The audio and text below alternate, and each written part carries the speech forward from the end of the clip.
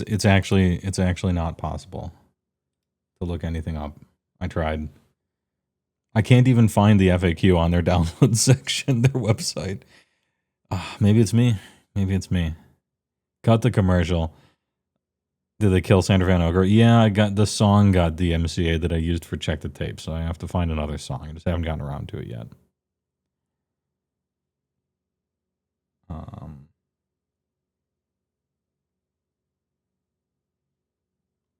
Yeah, all right.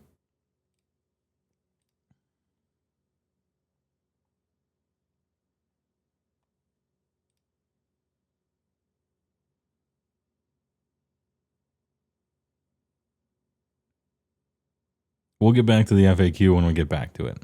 And the ad break that I was basically killing time for anyway is up in 5 seconds.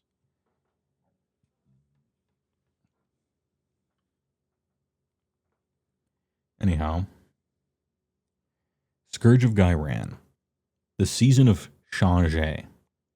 9 is the number most sacred to Tzeentch, the changer of ways, and so, little changelings, 9 gifts will be bestowed upon you today. The first is the gift of our presence, for our words are most sublime to read. Second is the arcane apparition, known as the Master of Undeniable Lore. Her true name is not for mortals to know, but in the office, she goes by Lydia. Hold on, that's like a great name for a journalist. Lydia? Anyway. Zoth seized the ogre's wrist, smiling at the shocked expression on the creature's face as it realized its brawny strength was not enough to save it. Ogres mentioned. Simple-minded brutes, the thaumaturge sneered as he touched his staff to the wretch's temple. To think, my kind and yours once served the same idiot god. The ogre's head ignited like a living torch. It howled, and he let it fall.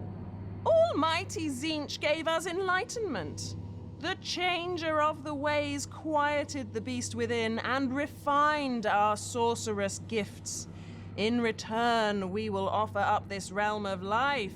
In return, we shall... Thunder roared. Zoth felt the rush of wind ruffle his mane as a huge ball of iron shot missed him by mere inches. Behind him, a half-dozen cultists evaporated in a cloud of pinkish mist. The source of the devastation was an ugly tube of beaten metal that sat upon a shallow hill ahead, attended to by soot-stained ogre gunners. "They dare!" he growled. Red rage flooded through Zoth like water from a ruptured dam. His own Kyric minions were swarming the device, but the thaumaturge could tell they were too few and too weak to prevent it firing another shot. His tattoos glowed with eldritch energy as he folded the corners of reality and felt his own flesh discorporate and shift through time and space. In a flash, he was amongst the astonished ogres, close enough to smell their rancid, spoiled meat breath. All thoughts of intellectual superiority forgotten, Zoth fell upon his foes with horns and rending claws.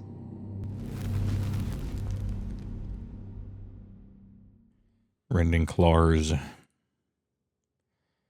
Yeah, director's note. Pink mist damages 1. It does 1 damage on a 4-up. Ogre's fine. He's got 4 lives. Hey, well, what is the appeal of the Fire Slayer? Have you ever seen Baki? Okay. Imagine everything about Baki, except they're dwarves. That's the appeal of Fire Slayers. The most succinct I could get. Ogres would just eat the magic ghost. They're basically marshmallows anyway.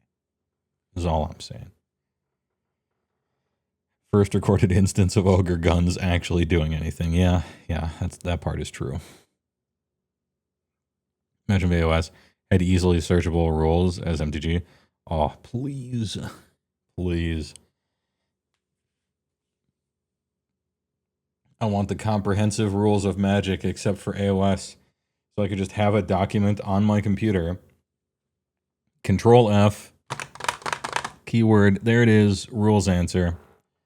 We make it look easy. Written in absolute legalese, by the way, which is the proper way to write rules, as if it were a computer program. Our third and fourth gifts are battle formations. Should you wish your Arcanites to fight swifter, then cast your gaze upon the Master of Fat, inspiring them in the presence of Tzeentchian demons, or perhaps you'll look to empowering your wizards. With a flick of your wrist, you could summon a Spellweaver Coven, enabling them to cast spells in your combat phase. Why use a sword when you can turn your foe into a fish? Because that's dumb, and swords are cool. Next question. 3 artifacts of power are our next gifts. The first is the mutating Blade that looks like, well, one moment it's an axe with eyes. Soul Calibur mentioned. The next, it's a sword with a mouth or a spear with wings. Whatever form it takes, it's virtually impossible to parry. Yeah, you have to guard break. Don't worry about it. The Arcane Siphon is every hero's dream trinket as it banishes manifestations. That is not every hero's dream trinket, but hey, alright. And uses the residual energy to heal its bearer. Magic makes for an excellent healing balm. Lastly, the spell Catcher Amulet waits for a manifestation to be banished, steals all the dissipating energy, and fires it out as a spell more pleasing to Tzeentch. Tons of manifestation stuff. Boy, do I hate this faction. While magic is the only true way to destroy your foes, sometimes a shiny sword can help, which is why our last 2 gifts are War Scrolls.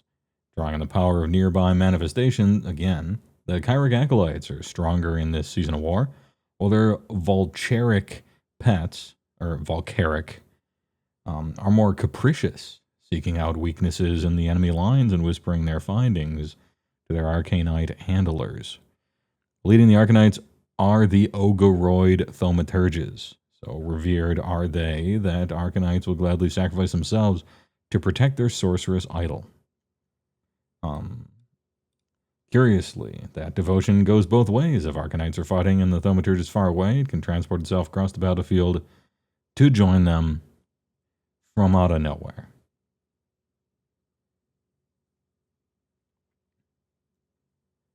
And I'm going to just get ahead onto the fact number 6 here. Knowing when you're on an objective is of utmost importance, especially when you absolutely must control it to win the game. This is why the General's Handbook box contains 6 objective markers that sit at the very center of 3-inch radius discs. These durable markers are made from polyethylene terephthalate, suitable name for a Tzeentchian hero, if ever there was one. This, by the way, is what is known, I believe, as a mouse pad. And they're super flexible, durable, thin, and most importantly, they look great. Well, of course they look great. They're thin. The icons of the center all key into the new battle plans, making them super easy to use and start gaming with. Way anchor on the Warhammer community until tomorrow to see what we're revealing next. Yeah, Idnath for sure. Fact rules Tzeentch. Enhance. So I'm going to presume that this is much like the Fireslayer one was all about Magmadroths. This is the Tzeentch one, all about manifestations. Masters of Fate. Symbiotic Madness. Friendly Arcanite units' melee weapons have crit 2 hits, while they're wholly within 12 of a friendly demon unit. Okay, yeah. Seems good. I don't know how much mixing you do in Tzeentch, but I imagine it is a lot of horrors and a lot of Arcanites then. I guess you could do that. Today's GHB fact is just an ad. I mean, they're all ads at the end of the day, but obviously that's not what you meant. I was a little disappointed too, because we already knew that there were objective markers. They showed us in a picture 3 weeks ago. So, yeah, I guess I wanted another rule or something. I agree. Spellweaver Coven. Once per turn army, your combat phase. Pick a wizard that is in combat to be the target. Normally, I would make fun of a rule like this and say that if a wizard is in combat, that wizard's dead. But a lot of your units actually are wizards, even though they're also like a big unit of guys. So I think that's, unless they changed that, but I think that's still the case. Maybe I could check the tapes. Target can use a non-summon spell ability as if it were your hero phase, but only the caster or enemy units in combat with the caster can be picked to be the targets. No more wizard units, just all heroes. Ugh. So this shit sucks then. It's hella cool flavorfully. Thinking outside the box within their own rule set. To be able to, like, cast a spell during the combat phase, because of course you would be. You'd be shooting the fireball instead of, I don't know, swinging your stupid staff or whatever. Like, that's cool. But, yeah, some, like, foot wizard in combat, you wouldn't do that. I don't think literally any of your wizards want to be in combat. Like, not even your Lords of Change and stuff want to actually enter combat, really, for any reason.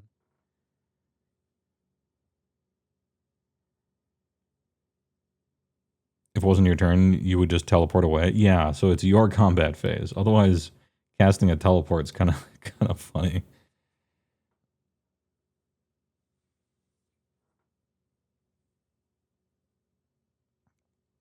Ogroid Slamaturge.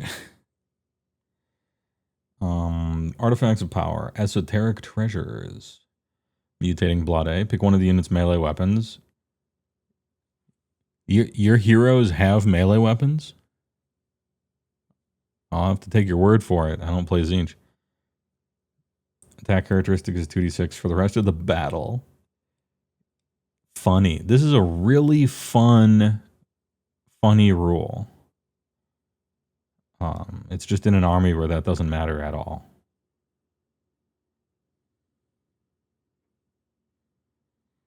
Once per turn army, your hero phase, Arcane Siphon Filter. Pick a visible manifestation that was not set up this turn. No fun allowed, no combos allowed. And is within 12 of this unit. Roll die, 3 up. Jeez, once target is balanced and heal. Awful, awful. Spellcatcher Amulet. Yeah, Holy 12. I guess you unsummon your last one to heal yourself, but like, I don't know, why do you need healing?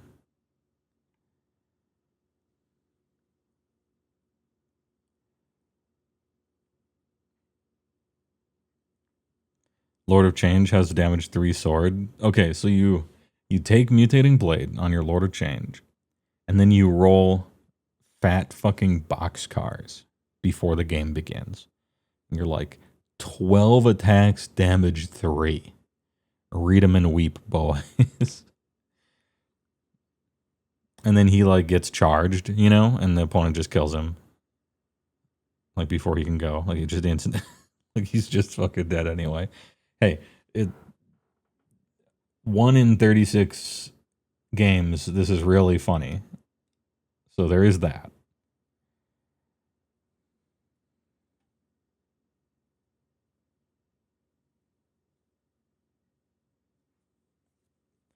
Anyway, Spellcatcher in the Rye Amulet. Once per turn army, your hero phase. This unit can use this ability if any enemy manifestations were banished this phase. This unit can use a summon ability from the manifestation lore you picked during army composition. That summon ability does not count towards the total number of spell or banish abilities this unit can use this phase. Does it count towards the number of summons you can summon this phase?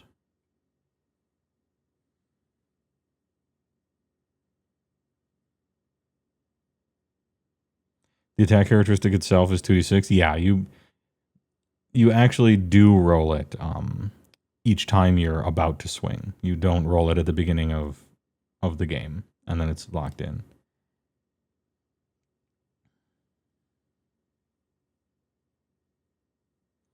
Have you played against the Melee Lord of Change? No. Well, maybe. I guess I haven't noticed it. With 4 sword attacks? What if it's 2d6? What if it's 12, though? Can you blow Destiny dice on attack characteristic? If the word freedom means anything, yes. But I know that the answer is no. Maybe the answer is yes. We're checking the tapes. I have to know. It used to be you could use Fate die on like anything. Or Destiny dice on anything, but it's very restricted now. Casting, Unbinding, Banishing, Run, Charge, Hit, Wound, Save. Not attack characteristic. Boo. It was right there. It was right there. You could have done it. Absolutely negative fun allowed.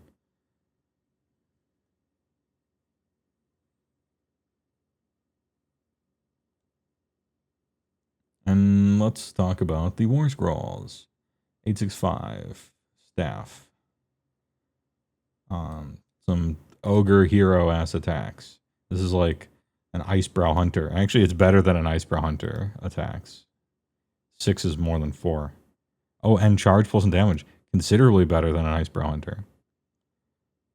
Soul Deep Devotion.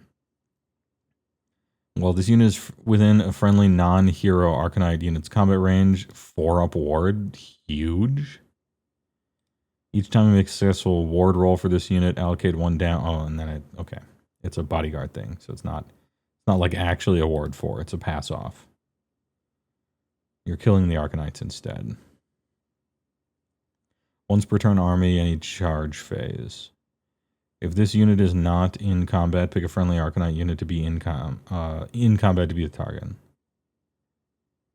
Remove this unit from the battlefield, set up again within 1 of the target and in combat. And it is considered to have charged for the purposes of its damage. Funny. And Wizard 1.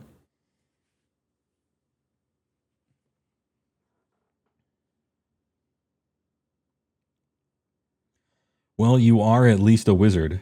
That's the good thing about Ogre Thaumaturge. Technically a wizard. You have a funny charge ability, or a funny teleport next to your boy's unit. Arcanite synergy. Yeah, they're not unique. So what you do is you have your souped up reinforced Arcanite unit, and then as soon as they make a charge, all 6 of your Ogroid Thaumaturges teleport behind you, nothing personnel kid. 36 attacks, 4s and 2s, rend 1, damage 3.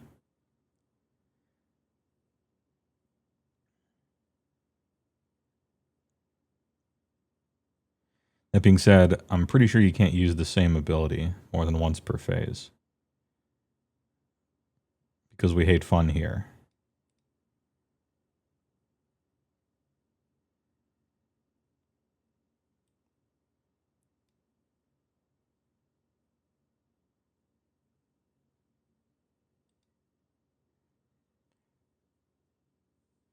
So you could do the long stuff with the bows on this guy to go assassinate something. Yeah, auto battle casting brute man. This thing is funny. But are the Chiric Acolytes even worth, like, they have the Arcanite keyword, right? What do they do? Are they good? 1 health, 5 move, 5 up save, 1 control. 2 attacks, 4s and 3s, nil 1. Add 1 damage characteristic of melee weapons while this is wholly within 12 of any manifestations. I mean, you could do that. You could put a manifestation near them. Once per turn, army your shooting phase, pick a visible enemy within 12. For the rest of the turn, add 1 to rend of your melee weapons used by friendly Ghyran acolytes for attacks that target the enemy unit. Okay. So in your shooting phase, you use this thing that buffs your combat phase later that you have to remember now. Enemy unit within 12. So you finally get your rend, I guess. What's a Ghyran acolyte do today? What's this thing do today? It does even less somehow, but it has a sorceress bolt. So you trade your sorceress bolt for +1 to wound, +1 rend.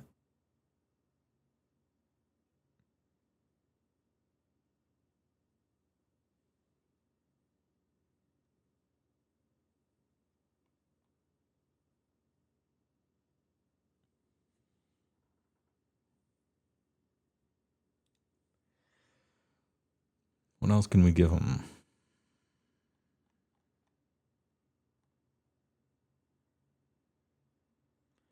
Crit 2 hits as well, right?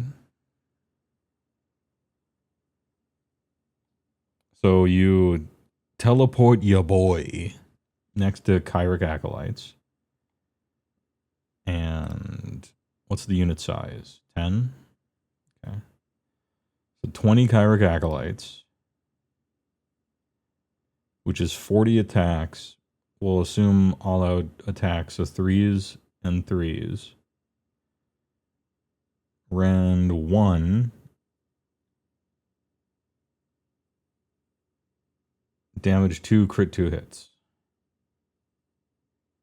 Because you put a manifestation next to it. You put an Ogroid Thaumaturge next to it by teleporting him to get crit 2 hits out of the deal. He's got a ward.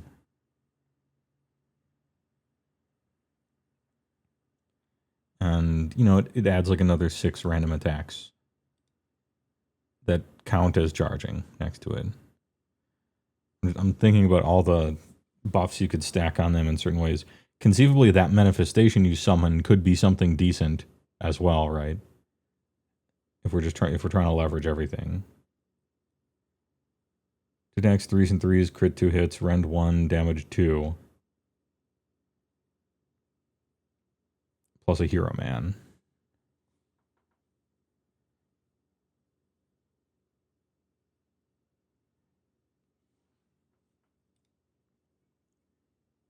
Hey, I don't know if that's good or not, and I don't know what manifestation you would add to it, but surely there's some manifestation that you could possibly get a bonus from.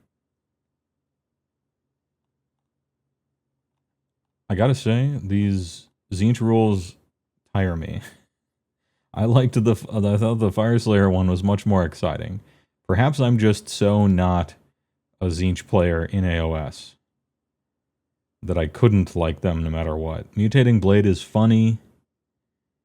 Ogroid Thaumaturge has a funny combo that's sort of neat if you're using stuff. I'm gonna rate Tzeentch, I don't know, sorry that happened, or congratulations, out of 10. Fireslayer one was cool though. Oh, hold on. Special announcement. This will only take a minute.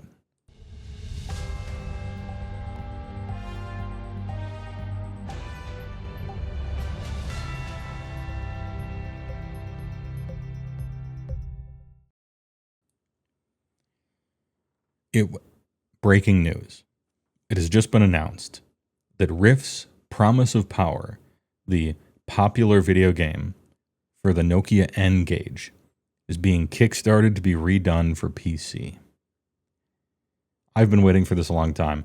As a matter of fact, a few years ago I was thinking about doing this and I just couldn't get it working right on my computer, but I downloaded a Nokia N-Gage emulator and found a torrent that had like a whole bunch of games for it in it, and I had Rift's Promise of Power, and I was gonna speed run the game, figuring that no one had ever speed ran the game before and get an automatic world record.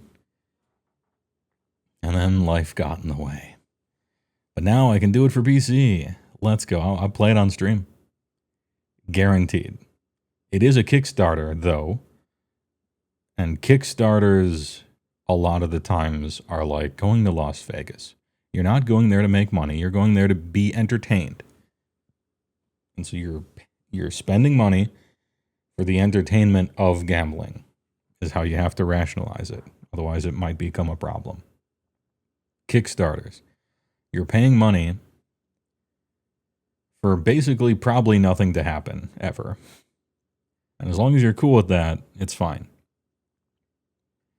Was the Ogroid a demon? Yes. Look at this dude. Look at this fucking dude. Always liked the little Ogroid Thaumaturge guy. On the Tzeentch guys, it's cute, but they still die. Yeah, I mean, they have 5-up saves. There's like, even though there's 20 of them, that's not that hard. They just blow up. Still easy to see the whole unit lifted. I don't know what their delivery method is.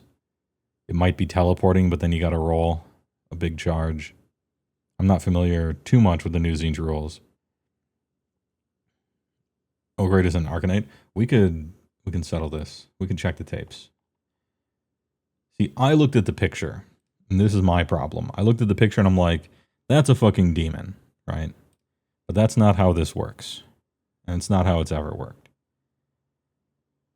Chaos, Disciples of Tzeentch, Arcanite. Demon keyword not found. It's good to make sure. Don't trust your eyes and ears. The company will tell you up is down. Anyway, well, what was the thing that required a demon to be next to it? This thing, Symbiotic Madness. So, when I said that I thought the combo was cool, because from anywhere on the battlefield, he could immediately teleport next to your Arcanites once they had succeeded at their charge, and then they would get crit 2 hits, because I thought, because I'm reading a singular document, and so I'm like, well, of course, the subfaction that they wrote that requires a demon to be next to something, and then the demon-looking guy who can teleport right next to that very thing, I thought it would be a combo, right? Because it's like written on the same 2 pages. But this was my mistake. It's actually not.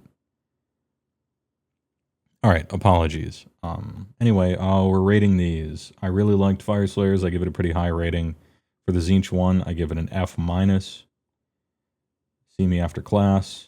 But grading on a curve for these releases, it gets higher than that. It's an F+. What's the plus for? I feel bad about handing out too many Fs.